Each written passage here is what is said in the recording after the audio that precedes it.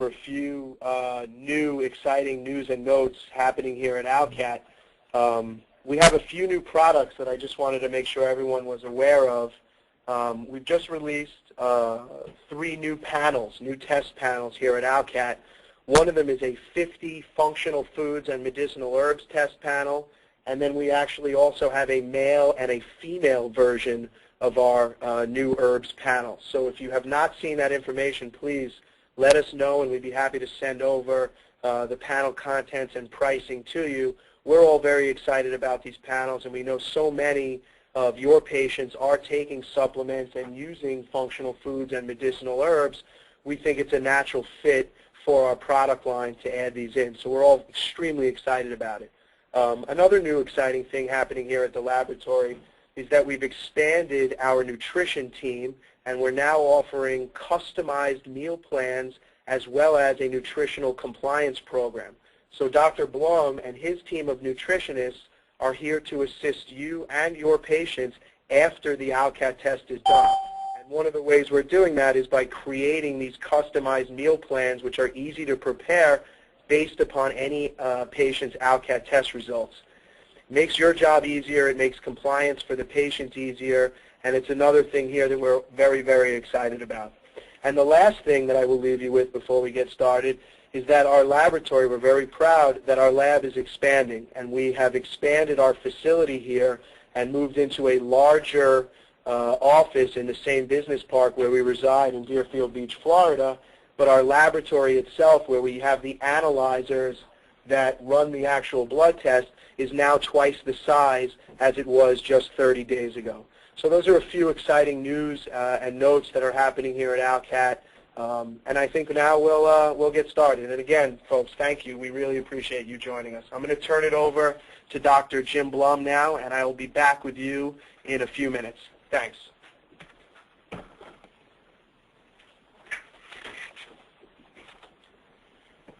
Good evening. Dan, how are we going to do this? You're going to run the? Okay. We're ready to start. I assume everybody has the slide presentation up in front of them. And away we go. We're going to talk about, I'm going to go through the science of the immune system with the IgG testing, IgE, and the delayed sensitivity of the ALCAT test, and some other aspects about the biology.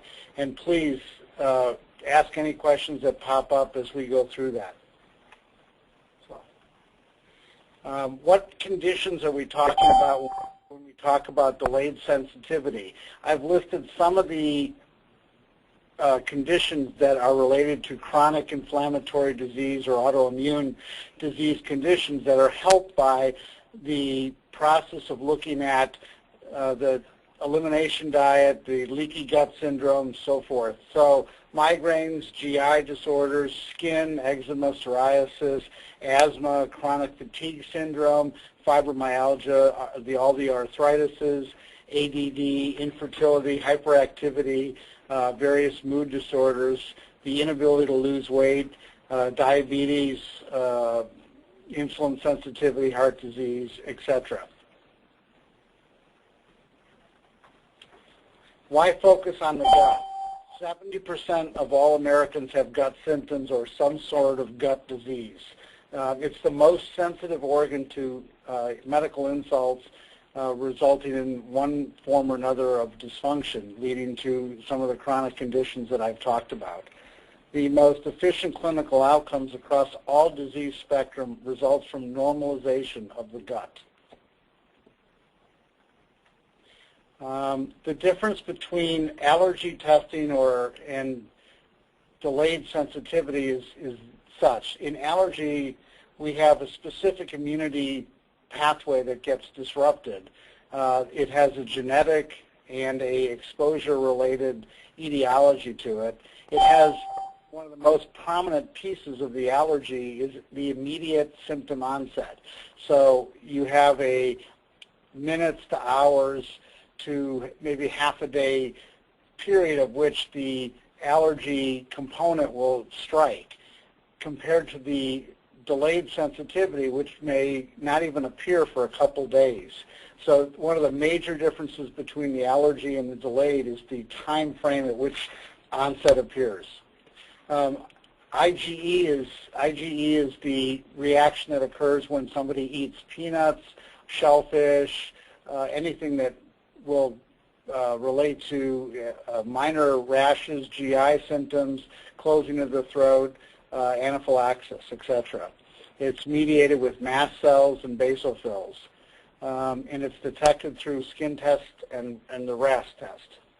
In the delayed onset sensitivity, we're talking about the innate immunity system.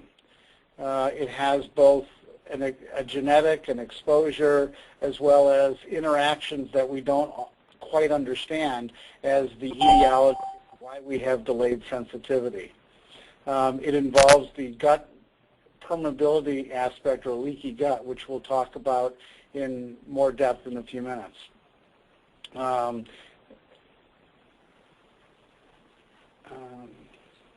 And we're going to talk a little bit about detox and enzyme deficiency. Welcome, folks.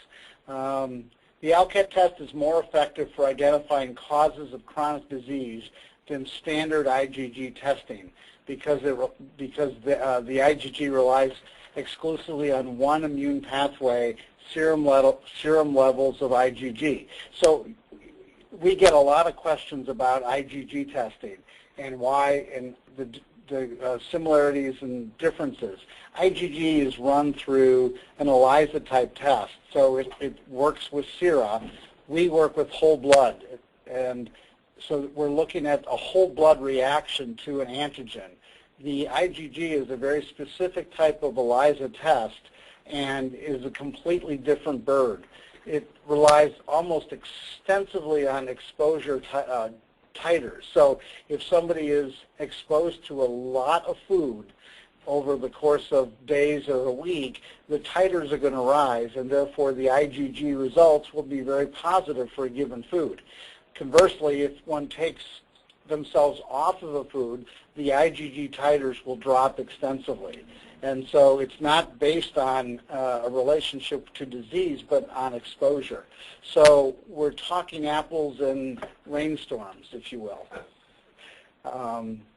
So we're looking in the ALCAT test, measuring one final pathway of cellular toxicity. We're looking at how the lymphocytes and granulocytes react to a given food antigen, or an herbal antigen, in a whole assay, rather than a specific ELISA type situation.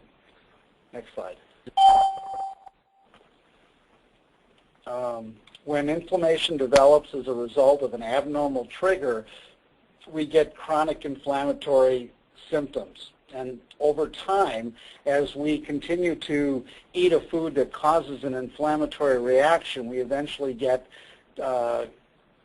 symptoms that related to all the slides in the beginning.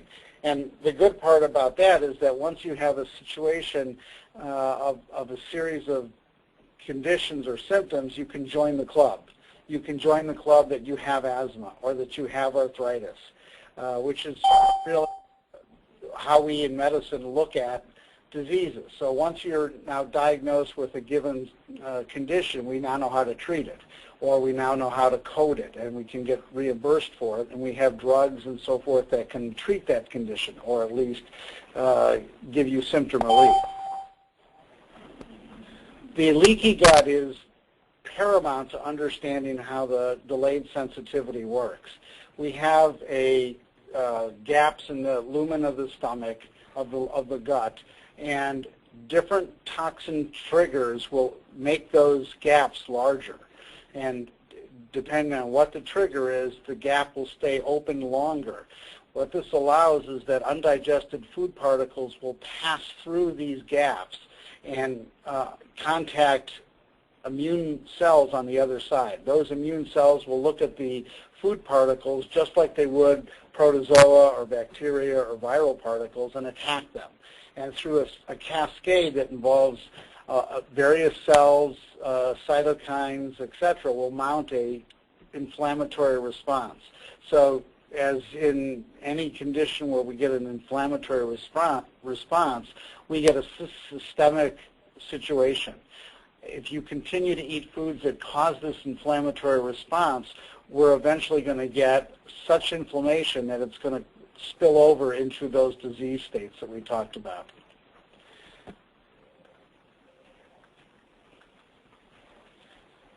In a healthy gut, we have healthy nutritional substrates that are needed to maintain flora, the immune function, repair, and the detox. Adequate digestive enzymes and pHs are required. As I talked about, the intact intestinal barrier is part of the equation, and the healthy gut has an autonomic function that needs to be functioning. Next slide, Dan. An unhealthy gut is characterized by a poor diet, the ho-hos and other types of things that Americans tend to eat in great amounts, soda and so forth. Medications, infections come into play, toxins, and the toxins we're going to talk about a little bit, but quickly include heavy metals, molds, pesticides, household chemicals. For your female patients, we want to remind them that the toxins also include cosmetics. Many cosmetics are triggers for leaky gut, and try to remind them gently that the cosmetics are really not being that helpful to them if they're actually having symptoms of chronic disease. Mercury amalgams for mercury in your older patients are a number one cause of heavy metal toxicity.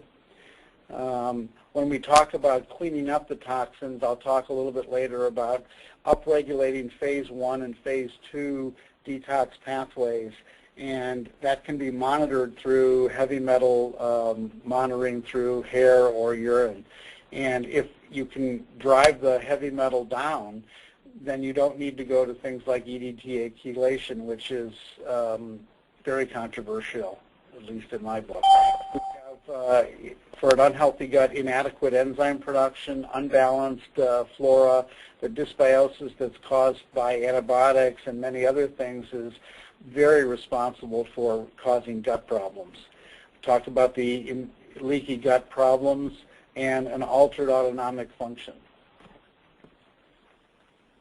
The leaky gut, as I talked about, has there are normal gaps in the lumen, but they get widened, allowing the undigested food particles to pass through, resulting in a cascade that involves ultimately inflammation. Over time, this leaky gut will cause a constant state of inflammation, leading to chronic disease. Why the ALCAT? As an example, 3 years ago, 20 million adults and children in the United States were diagnosed with diabetes. That number is now much higher. And of course, the number of adults and children with insulin sensitivity is 3, 4, 5 times that. 64% of adults in 2007 were overweight or obese. The epidemic is caused by this low-grade inflammation that we've been talking about, resulting from the activation of the innate immune system, causing all sorts of symptoms. Whether you join the club or not is another story. We can, through the ALCAT test, find the foods that are most responsible for causing this inflammatory diet leading to the problems. The ALCAT, as I've mentioned, is a whole blood test that is, in that test, we mix blood with food antigens or herbal antigens or chemical, small amounts of chemical. They're incubated for a period of time and then mixed for another period of time and then passed through a machine that is unique to the ALCAT system called a RoboCat that Lee will go over in a little bit. And that counts the cells that are now activated or not activated. The way that we work this is that the test is compared to controls, which are just the blood going through the machine, compared to the blood that has been activated with the antigens. By looking at the difference between the curves, the lymphocyte granulocyte curves, we can determine if there's been reactivity based at high reactivity, medium, or low reactivity. So we're looking once again at the granulocytes and the lymphocyte response to these food antigens. The ALCAT test, as I said, we combine a small aliquot with food, chemical, or drug test agents. There's time allowed to do the mixing. We measure the white blood cell changes in size and volume, and we, as I said, we compare those to the baseline curves.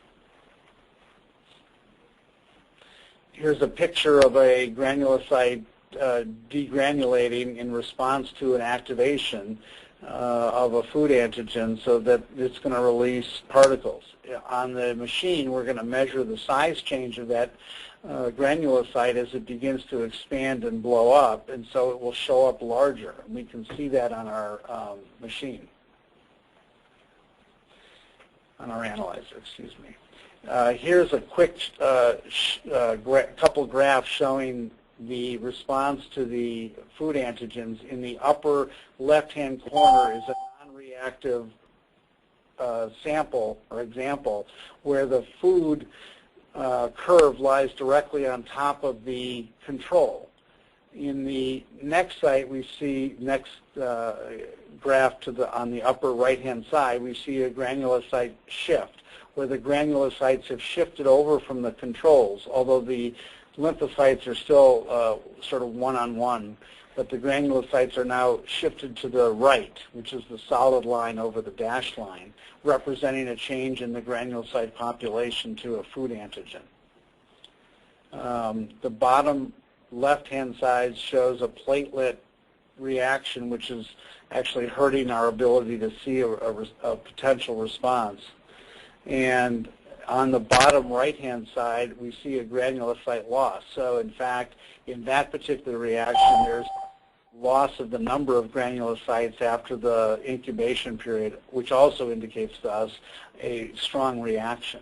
Once again, we look at the difference between the two curves, and then we have a mathematical formula for showing whether it's a high, intermediate, or low reactivity. There are a number of studies that are been published or are in the works that have backed up the efficiency of ALCAT. And on our website are a number of publications that you can view and look at. In the last couple months, we've had a couple studies published in the literature. We're now conducting a long-term prospective clinical study looking at patients that have taken the ALCAT, have done the compliance consulting program, so we know that they're being compliant with the diet, and we're looking at their symptom relief over time. And that study is already revealing a huge improvement in clinical symptomatology by following the ALCAT diet and checking the leaky gut. We have a study underway with using the University of South Florida Medical School that is looking at a clinical trial for weight loss that's being conducted in Jacksonville that is looking at the control group are people who've taken the ALCAT test, switched their results between the reactive and non-reactive foods, comparing that to a population that have done the ALCAT test and everybody's doing the elimination diet. Next, yeah. And now I'm going to turn the presentation over to Lee and allow him to go forward. At the end, Lee and I will take questions. Thanks,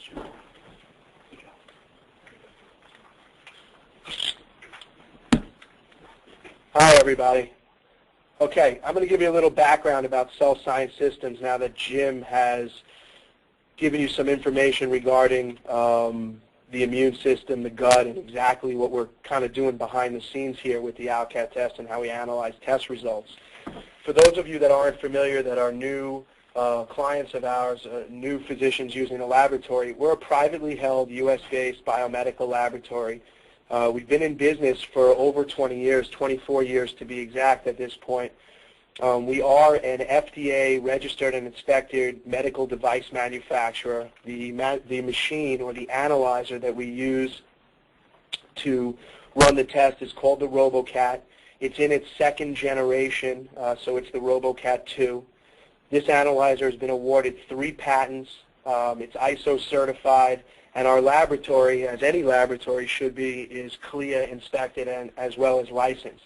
For those of you that don't know, we have satellite laboratories or actual agents who have our analyzers in over 20 countries. To be exact, we have 22 laboratories across 6 continents. So you can literally have the ALCAT test done almost any place in the world at this point.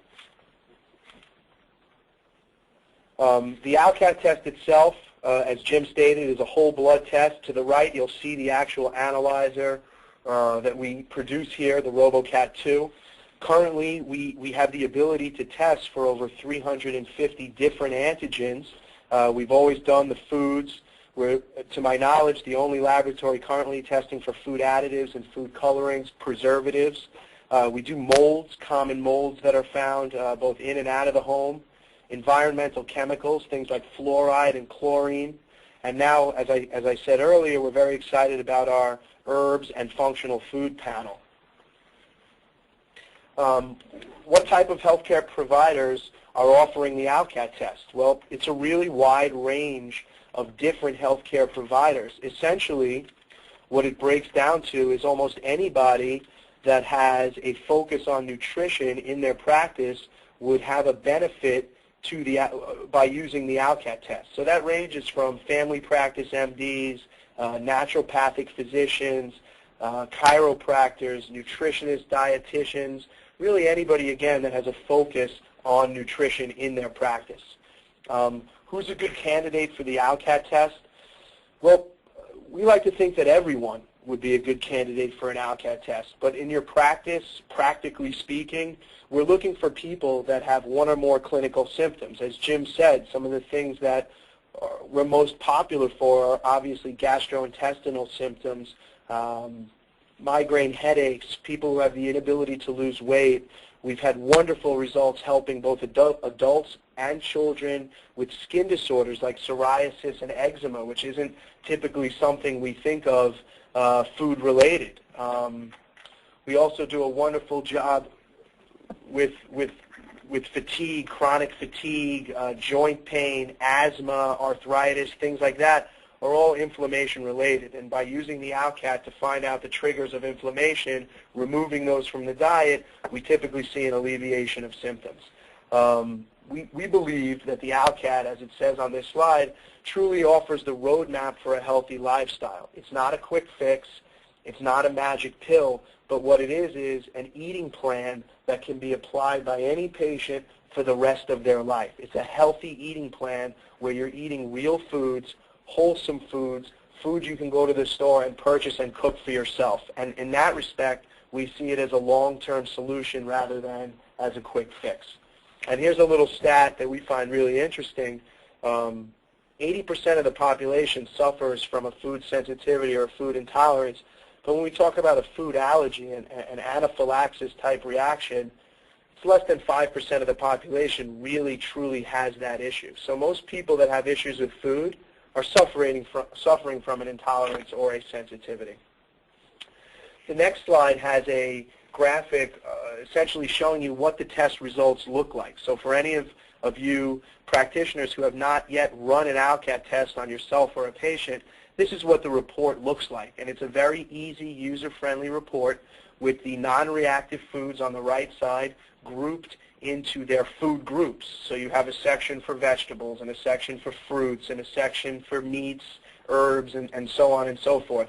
On the left side, you'll see our 3 columns which relate to the level of reaction, yellow, orange, and red. At the bottom, on the bottom left, we have a special area where we talk about things like gluten, casein, and whey. And the reason why we do that is because these items lead to cross reactions. And if someone is reactive to gluten, we also want them to remove, barley and wheat and oat from their diet as well. So we believe that these require slightly more in-depth explanation, and that's why we put them in their own section. Another thing that you get with your test results is a free 35-page guide called Understanding Your ALCAT Test Results. This is free with every test. It identifies and explains the actual test results to the patient. It's packed with tons of helpful nutritional information, and in the back it has a glossary, or a key, if you will, that goes into detail on every single chemical we test for, every mold, every additive, coloring, and preservative, and tells you exactly what it is, typically where it's found, and the type of reactions that are common from coming in contact with it. So for your patients who may not know what all of these things are, that information is typically invaluable for them.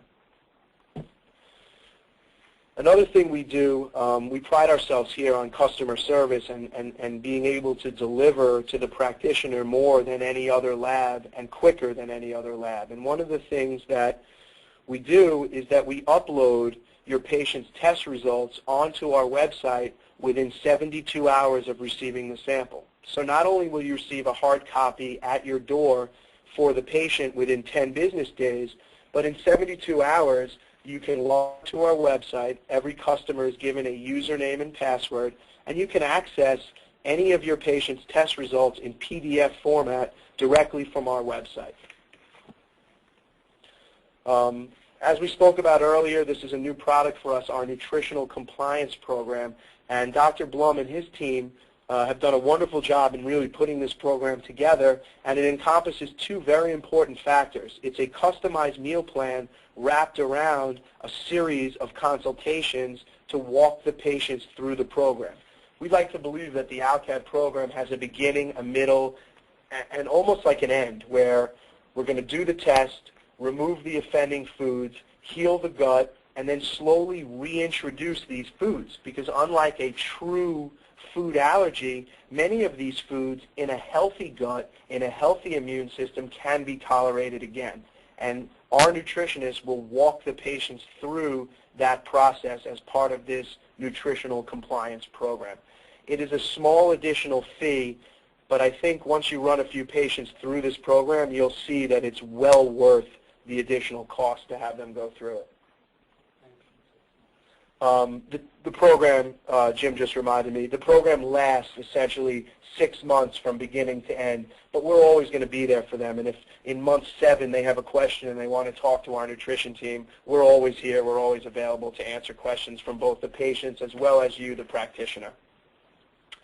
I want to talk a little bit about the testing process. This will save you, the practitioner, for having to redraw a patient.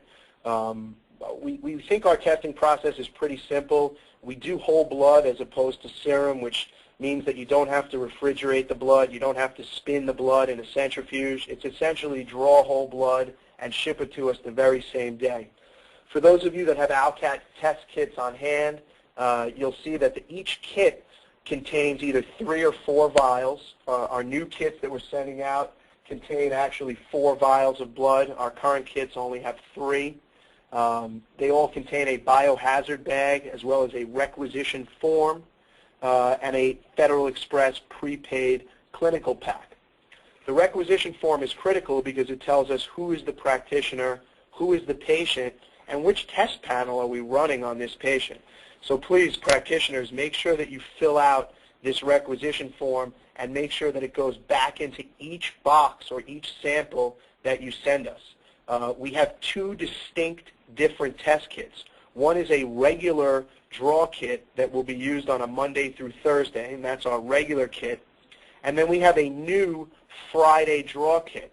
This is for a Friday draw, Saturday delivery. One of the new things that our lab is doing in 2010 is that we have office hours on Saturday to receive samples of patients that you, the practitioners, are drawing on Fridays. And that was essentially put into place because many of our clients wanted to be able to draw blood and send it to us on Fridays. So we now accept blood on Fridays. All you have to do is draw the blood, put it into the biohazard bag, put the biohazard bag into the cardboard box, put the cardboard box into the FedEx pack, and then just simply call 1-800-GO-FedEx and tell them that you have a pickup. They will come right to your office and pick up the sample from you. Please make sure that you know what your local cutoff time is for overnight delivery. Most places you cannot draw an ALCAT sample at 6, 7, 8 o'clock at night and expect that to be delivered overnight. Every area has what's called a local cutoff time. And if you call 1-800-GO-FedEx, they can tell you what your local cutoff time is in your area. Drug interactions. There are, as we test whole blood here at the ALCAT laboratory, there are a few things that your patients may be taking that can have an effect on the test results. If you have any questions or there are any things that you do not see listed here that you specifically would like to call about, please call our laboratory and ask for a member of our nutrition team, and they will be able to assist you. But essentially, the things that you're going to want to have your patients avoid are antihistamines, steroids, high doses of vitamin C, any sort of blood thinner, or antibiotics. Many times patients on these things can still test, so please, before turning someone away or telling someone they shouldn't test, give us a call, tell us what they're taking, give us a dosage, and we will be able to, determine whether or not this will have an effect on the actual ALCAT test. I want to thank everyone again for coming to our webinar tonight. My contact information as well as Dr. Blum's contact information are on the screen now. You can call us or email us at any time. We'd be happy to get back to you. Daniel is now going to go through the list of questions that have been typed into the chat box. He's going to unmute you. Excuse me. And we're going to go through question by question and answer any questions or concerns that you may have. So again, thank you all very, very much for coming, and I'm going to turn it over to Dan. Thank you, everybody. If you do have any questions, again, please write them into the chat box, and we will go ahead and unmute you when it's your turn. But it looks like Dr. Alfano has a quick comment, but we'll, one moment. Dr. Blum? Yeah, I wanted to clarify something that Lee was talking about. If you have a patient with asthma and that patient is taking a given regimen for asthma, which may include a corticosteroid, that is not something that I want to fool with. So that patient who's on a regimen that is constant and standard, that patient will remain on that dosing for the test. All that we ask is that they take their dose the night before. If they can, not to take it in the morning, get the ALCAT draw, and then take their dosing. I am not in favor of taking a patient with asthma or any sort of potentially life-threatening condition and have them withhold medicine. For me, it's not only unethical, but it doesn't matter because that patient has been on a given dose for a stable dose, and that's how their body has reacted. So it doesn't make any sense to all of a sudden withdraw them from something like that. Where I'm concerned with is if you put a patient on prednisone for a short course and you're coming down off that from 15 to 10 to 5, that I would like to see that dosing come to 2.5 milligrams or 1 milligram or 0 and then test. So that's the difference or some clarification for the steroid use. All right, looks like Dr. Alfano has a comment. Dr. Alfano, I'm going to unmute you. So if you want to go ahead and say what you got to say. I just want to tell you guys, I think that it's wonderful what you're doing, getting this information out to everybody. Once I started doing delayed food allergy testing, and your test is superior because you've got toxins and all the other stuff in there, once I started doing this, I really felt like a doctor. I was called the doctor of last resort because people were on their way to the psychiatrist before they came to see me. And then when I listened to them and believed them and told them, no, you're right, there is something definitely causing this inflammation, it was like a miracle. My office manager, Linda Katz, would say, I think I'm working in Lourdes, because they'd come in with all these problems and they would leave happy and the families were happy. And I just want to congratulate everybody that's joining this program. And I could be reached at any time, and if I could be of any help to you guys, I'm here. Great. Thank you, Dr. Alfano. We appreciate that. Thank you. Thank you. All right. Looks like the next one was from Speranta. I'm sorry. I'm just not going to be able to pronounce your name. I apologize. Speranta Christosh. I'm going to unmute you right now. Go for it. Yes, thank you. I was just wondering if we're going to get a copy of the slides, just so we have all the information and I can, you know, see this in an attachment. Are you guys going to email us the slides as an attachment? We can email you these slides. It will also be available on our website in the Practitioner Services section. That is a login section, so if you're a current tester, you should have the username and password. If you are not a current tester, just call us up. We'll get it to you somehow. We'll email it to you. Yeah, I am part of the I am part of the Practitioner program. My other question was, are you guys able to? Are we able to see the results online now? Because the last time I did it, you guys were in the process of changing with the new test panels, and I wasn't able to see the results online. I had to wait for the packet in the mail. So is that something that's resolved now?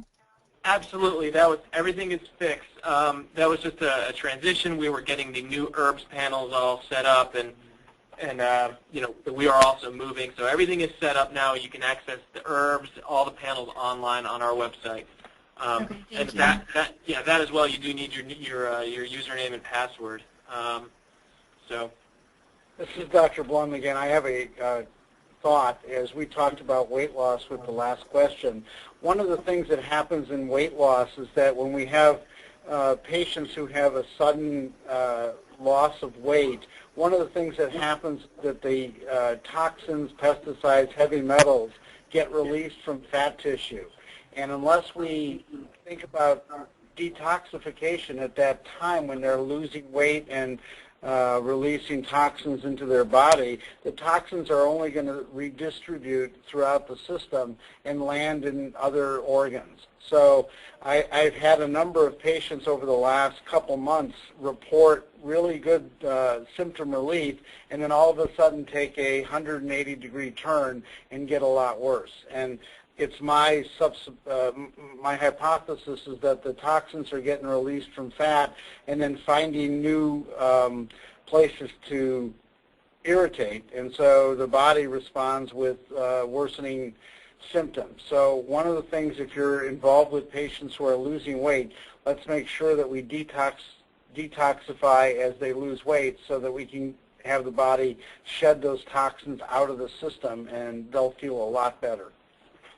Next question, Dan. Thank you, Dr. Blum. I'm not seeing any other questions written in our chat box. If anybody has any questions, please let us know. You know, we want to hang out here for another couple minutes and help you out. If there's anything you can think of, please let us know. So, actually, I'm going to unmute everybody right now. If you have a question, let us know, and we'll have a go at it. We'll take them one at a time. Unmuted. Hi, Daniel. I'm Dr. Alfano. Is this Dr. Alfano? Dr. Alfano. And for my one moment. I'm going to mute everybody. I don't know if you saw my, and that is, I would love to see the day that every child is tested in elementary school in the early years, so that they can grow free of these toxins, be it food or another toxin, and give their immune system a real good start from the very beginning. I don't know why this hasn't caught on in the school systems, probably because the pharmaceutical industry is not too fond of what we do. That might be a possibility. But I've had everybody in my family checked, and my children are checked, my husband, we all have gone through this testing. And it's a remarkable change in one's health. And I agree with Dr. Blum. In the very beginning, sometimes they could shed all these toxins and make you feel very much worse. And that happens a lot in medicine. And you just have to know about it and reassure the patients that or clients or whatever, that they will be better. But I would love to start some kind of school program. If I have a bunch of people who want to do this with me, we might be able to get started on something that could really make a difference in our young people. We'd be very interested in doing that, Dr. Alfano. Sometimes we get a lot of school faculty and parents who are very interested in doing something like that, who have the same feelings that you do and we do on this. But sometimes as it goes up the proverbial food chain and we need to get the approval from school boards and insurance companies and things like that, we're not always seeing the cooperation that we would like. And a lot of times things like this come down. Maybe we push a little bit harder, because it seems almost unfair to let children grow up with asthma when we know very well, in my case, in the egg or whatever, it seems unfair to let these kids grow with these symptoms, taking drugs which could cause worse problems, and really not get to the cause of the problem. It just doesn't seem right. So maybe if we have enough energy and enough force together, we could start convincing people that this is a definite necessity in our young kids today. I couldn't agree with you more, and we'd be happy to continue that conversation with you and see if there's any way we can pool our resources and take this a little bit further. And so, yes, we're extremely interested in doing that, and I agree with everything you're saying. It's really a shame. As a parent of 2 small children myself, I couldn't be more on board with what you're telling me. Well, you know, I had basketball, hockey players that were taking terrible drugs for migraine headaches. And then once they're taking the drugs, and you all know which ones I'm talking about, then we had to battle the side effects of those drugs and the side effects of those drugs. And when this one kid came to my office, a hockey player, famous player, all we had to do, his mother was giving him 6 eggs every morning to build him up so he could play. And, of course, it was egg. And so as soon as we removed the egg, which is a simple thing, I mean, this boy flourished. There was no more migraine. It was great. Why not? You know, the other factor there, Dr. Alfano, is, you know, when you go into a doctor and you have migraines and they put you on the pharmaceuticals, things like Imitrex and whatnot, it's really a shame, because that's not a we talk about a long-term solution. You're not going to take Imitrex for the rest of your life, but you can modify your diet. Most of the miracles in my office were taking people off drugs, especially senior citizens that have they have celiac, gluten sensitivity already at that age, putting them on all this drug. I mean, it's criminal. Yeah, and again, diet modification is doable. It's a change of lifestyle. Taking, you know, pharmaceuticals for all that ails you, probably not the best long-term solution. So it has immediate benefits, but it's something that we're trying to teach patients to practice every day and move forward for the rest of their lives. And I hear doctors, you know, sometimes they get pushback from patients, well, this is a little expensive, or my insurance doesn't cover it sometimes and I have to pay out of pocket. That's what money's for, Daniel. That's what money's for, is for your health. This is Lee, and I do agree with you. Oh, Lee, okay. Well, you know, we're the guys, we're the ones, we were the original quacks talking about diet and lifestyle. We were labeled absolute quacks in those days. And now we're the geniuses. Now we're finding out things, and we have convinced the public. It has worked, because the publics are very reticent to take drugs unless they know what the drugs are for, if there's a limited time, and they want to know about all the side effects. Even on TV, they tell you about the side effects. So, you know, I'm with you guys 100%. I'm sure you know that. And I think if we pull our forces and get more people involved, that we will succeed. We already have. Absolutely, and we appreciate that. Thank you, Dr. Alfano. Does anyone else have any questions, Dan? Are you seeing anything else pop up? Yep. Looks like a question from Gail Hill Smith. Gail, I'm gonna unmute you right now. If you want to read your question, and we'll try to answer it for you. Okay, thank you. Yeah, basically, I am just asking a simple question. I am a health and nutrition counselor, not a registered dietitian, but my practice is all around counseling people on whole food and nutraceuticals. And with this type of test, which speeds up all the slow processing of food elimination, you know, in counseling, I just think that this is a wonderful, wonderful tool to add to my practice. So my question is, I certainly appreciate the fact that you all provide, at an additional cost, additional counseling to those who opt for it. But I was just wondering, because counseling is one of my main income streams, if what you all would recommend to someone like me to best counsel our clients. That's a great question, and I understand exactly the angle in the question you're asking. The bottom line is that we've created this meal plan compliance program as an optional add-on to any ALCAT test. The idea behind it was that it would be used by practitioners who don't provide this in their office. Now, if you do this yourself, or you're an MD or a DO or a naturopath that is in an office with a nutritionist who's already providing meal plans and consultations, well, then you, I guess by default, you don't need this program. We require every practitioner to give us an authorization to consult with their patients. We will not provide meal plans or even do a consult with any patients of a practitioner unless we get authorization to do so. So our client base is made up of healthcare providers that say to us, yes, I want you to counsel my patients and I want you to essentially be my nutrition team, or no, I do this in-house, I just want to offer ALCAT and I'll handle the back end if you will. So it's really an option for you either way, and for you, Gail, it sounds like you don't need that portion of the service. Now, our nutrition team is still here for you if you wanted to go over a patient's test results before meeting with the patients. We'll answer any questions you have, but we won't step on your toes, essentially. Oh, that's perfect. Okay. Anybody particular there at ALCAT that we would call to get that information? Yeah, well, we have a team of 4 nutritionists and Dr. Blum, and any of them will be able to pull up a patient's test results, prep you, go over the results with you before you meet with your patients.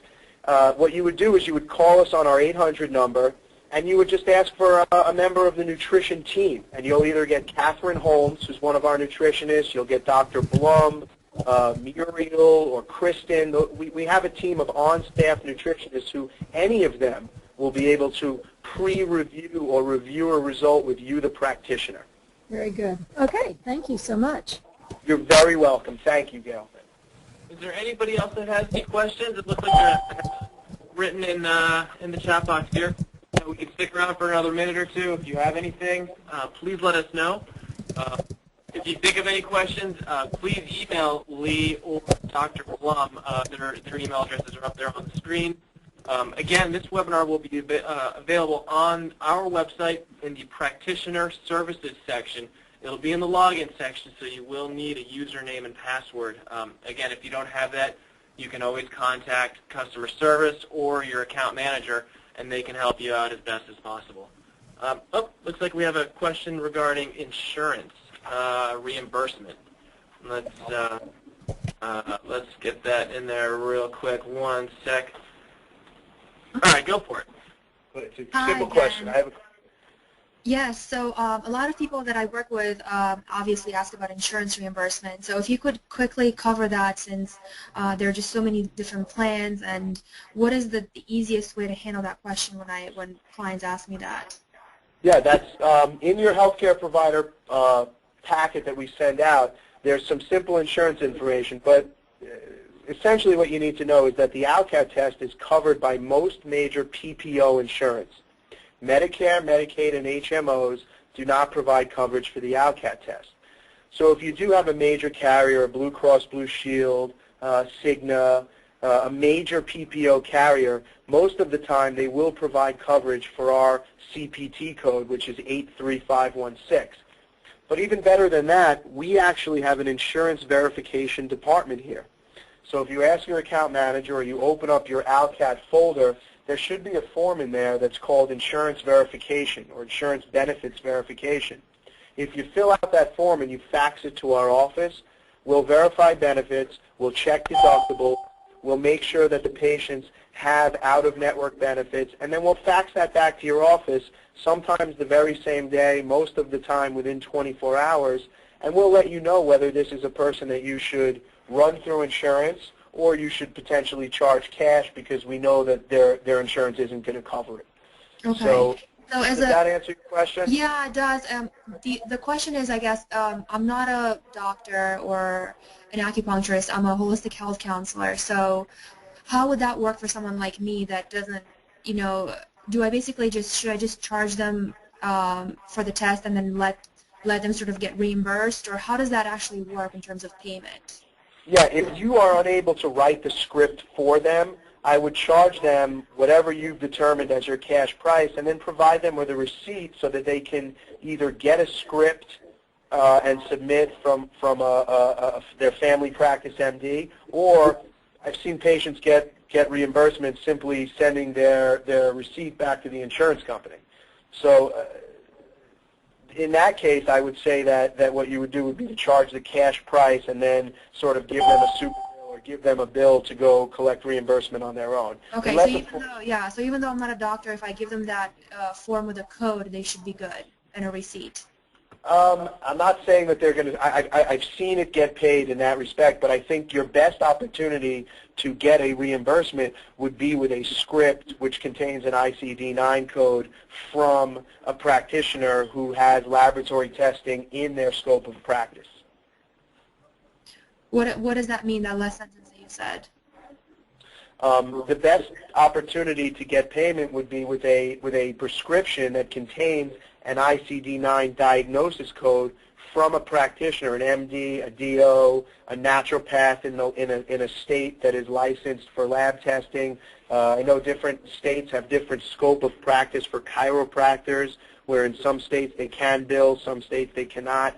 So the best bet would be with a script. If not, they have nothing to lose by submitting their paid receipt to the insurance company.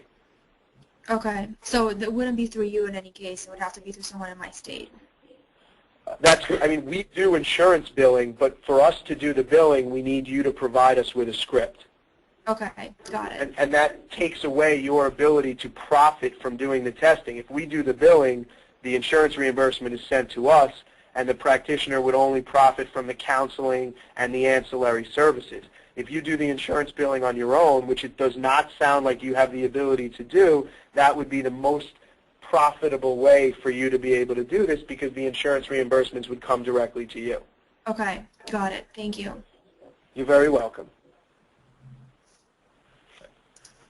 Folks, if there's no more questions, we're going to get this wrapped up. We appreciate everybody for coming in here. If you have any questions, please let us know. Email us, call us. We'd be happy to help you out. Next webinar is? The next webinar will be the third Tuesday of next month. That will be on April 20th. So we'll be here April 20th for a webinar for ALCAT. If you have any questions, please let us know. This will be available on our website in a couple days. Thank you very much, and we're glad you could come.